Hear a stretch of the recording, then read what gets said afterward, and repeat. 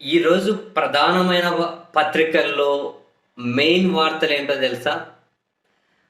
రాజమండ్రిలో రోడ్డెక్కిన విద్యార్థులు కాళ్ళు పట్టుకొని ఈడ్చి పడేస్తున్న పోలీసులు. విద్యార్థుల సమస్యల పరిష్కారాన్ని కోరుతూ వివిధ విద్యార్థి సంఘాలు కలెక్టరేట్ల వద్ద నిరసన. యూరియా కోసం రోడ్డెక్కిన రైతులు కేంద్రాల వద్ద కిలోమీటర్ల మేర బారులు. ప్రభుత్వంపై తీవ్ర ఆగ్రహం.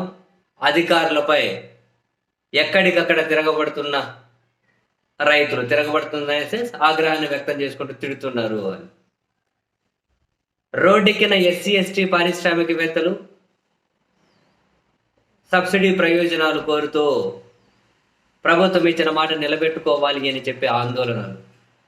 రాష్ట్ర వ్యాప్తంగా రోడ్డెక్కిన రజాకారులు కర్నూలు కలెక్టరేట్ దగ్గర గాడిదలు తీసుకొని వచ్చి నిరసన అడ్డుకున్న పోలీసులు. వికలాంగ పింఛన్ల మీద రోడ్డెక్కినటువంటి వికలాంగులు మా పింఛన్లు తీసేస్తారని ఎక్కడికక్కడ కాళ్ళు చేతులు లేని వాళ్ళు కూడా పింఛన్ల కోసం రోడ్డెక్కి నిరసనలు కన్నీళ్లు పెట్టిస్తున్నటువంటి కొన్ని విజువల్స్.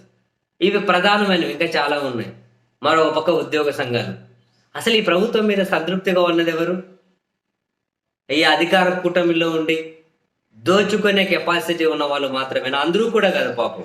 ఆ పార్టీ అధికార పార్టీలో ఉన్న అందరూ కూడా కాదు, దోచుకునే అవకాశం ఉన్న వాళ్ళు మాత్రమేనా? ఉద్యోగులు రోడ్లెక్కి, పారిశ్రామికవేత్తలు రోడ్లెక్కి, రజకారులు రోడ్లెక్కి, విద్యార్థులు రోడ్లెక్కి, రైతులు రోడ్లెక్కి, వికలాంగులు రోడ్లెక్కి. ఎవరు సంతృప్తిగా ఉన్నది ఎవరు? ఎక్కడ చూసినా ఇవే విజువల్సే. ఎక్కడే కూడా పట్టించుకోవట్లే. ఎంతసేపు ఉన్న ఎవరైనా రాజకీయ పార్టీ రాజకీయాలే చేస్తారేమో, కానీ కూటమి పార్టీలు అసలు రాజకీయం అనేది కూడా పతాక స్థాయిలోనే. జగన్ మీద అసలు నానా రకాలుగా ద్వేషాన్ని చెప్పడం మీదనే వాళ్ళ పత్రికలు బిజీగా ఉన్నాయి. ఎక్కడే కూడా ప్రజా సమస్యల మీద దృష్టి పెట్టిన వాటిని పరిష్కరించాలి అని, అటువంటి వాటిని